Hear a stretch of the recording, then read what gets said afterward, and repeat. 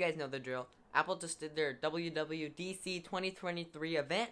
They talked about watchOS 10, and here's everything you need to know about it. They didn't do as many features as iOS or iPadOS, but if you want to check out those videos, they're up here.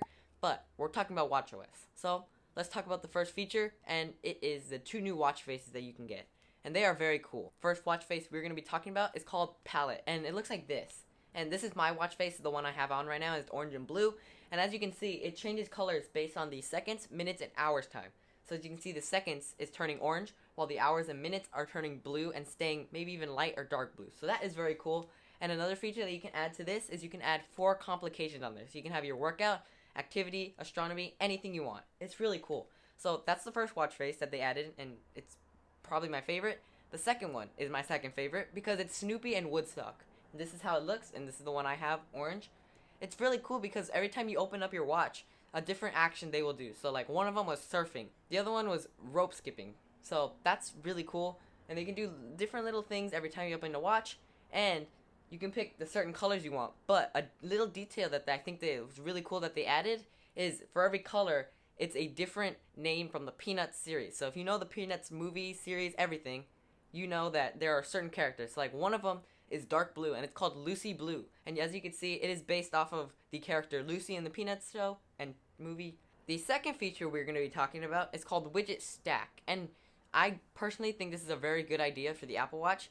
And what it does is, on your lock screen, all you have to do is scroll up, and where the control center used to be, there's now the widget stack. And you will find a bunch of widgets on top of each other that roll over each other, and it's really cool. And you can make it so it best suits for you. You can add like the workout widget or the activities widget, so you can see how well you're doing, and you can set a workout. That's a really cool feature, and it even tells you the time and the date at the top. So I don't know why you need to tell the time. You already have a lock face, but that's okay. I like their intentions. It's still good. They've moved the control center to the little button underneath the scroll wheel. So when you push that, you will open your control center, and it looks almost exactly the same as it did in watchOS 9, but they just moved it from being right underneath your lock screen, that'll be the widget stack, into pushing that button, and you get that. Now that's cool, but using the scroll wheel, you can get to all your apps. But they made it a little bit different than it used to be on watchOS 9, and let me tell you about it. Now you're able to, instead of zooming out of all the apps, you can now scroll and it'll go up and down. So it'll like fold over each other. So it's like rolling basically. I'll call it the roll instead of the zoom.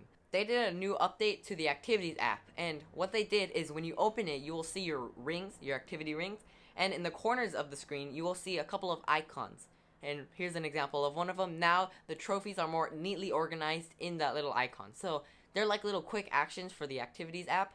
That's cool. I like it. But what else you can do is when you scroll down, you will see a full screen of your activities rings. So like one of them, the calories you burned, the workout, and your stand hours. So for all of those, you'll see the ups and downs of a full screen of how you did that day. So it's really cool, and it makes it more convenient to use the activities app. I like it. When you connect your watch to your bike Bluetoothly, you can see the FTP of your cycling. So that's basically how fast you're going. And again, I don't know what that really means for me because I'm not a cyclist, but that's still cool that cyclists can do that now. Also, you can now be able to use live activities on your iPhone to see how you're doing in your cycling workout. So I wish they added more live activities from other workouts, but that's probably just a starting feature of the cycling. But the other one they did an upgrade to is hiking, and here are the features that they did. What are you doing? Why? They have upgraded the Maps app on the hike for hiking when you're working out. They made it so when you're on the maps, you can find hiking trails, and they put on the difficulty easy, normal, or really hard. So I like hiking, me personally, but I don't do it very often, but I might start doing it more because they upgraded the hiking app. Another feature they did to the hiking app is the compass now has better 3D waypoints, and that's cool because now it'll show you where you can find a cellular tower or the closest cellular place where you can start sending messages and other stuff using cellular. And they also did a waypoint for SOS, so you can find a place for where you can do an SOS call in case you're in danger. Can you stop, please? They did a couple of updates for the health app, and there are 2 new features on there. One of them is now you can dock your mental health. Me personally, I don't have mental health, but I know people do. So that helps for people to be healthier. And what it does is you can type out how you feel today and why you feel like that. and then it'll ask you questions on how to make yourself feel better, and do you constantly feel like that. That's cool for people who have mental health. Again, I don't have mental health, but still, that's cool. The second feature that was added on the health app is vision health.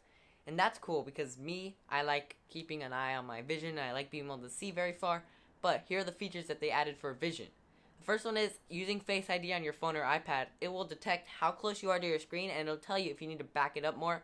And it won't let you use anything until you back it up. So it'll help your eyes do less straining on the screen. And the second one is using the Apple Watch. It will track how long you are outside in the sunlight. Because apparently getting in the sun and going outside makes it so your eyes are better, or feel better, and see better. But I don't really do that. I still go outside anyway. But that's a really cool feature, and then it'll send the data into the health app. That's cool. So now your vision and your mental health will feel much, much healthier. That concludes today's Tech and Gadgets for You video. If you did enjoy, leave a like and subscribe and hit that bell so you won't miss any future videos. I did a video on the iPadOS 17 update. Go check out the video. I will see you there. This is Tech and Gadgets for You, and I will see you in the next video. Bye!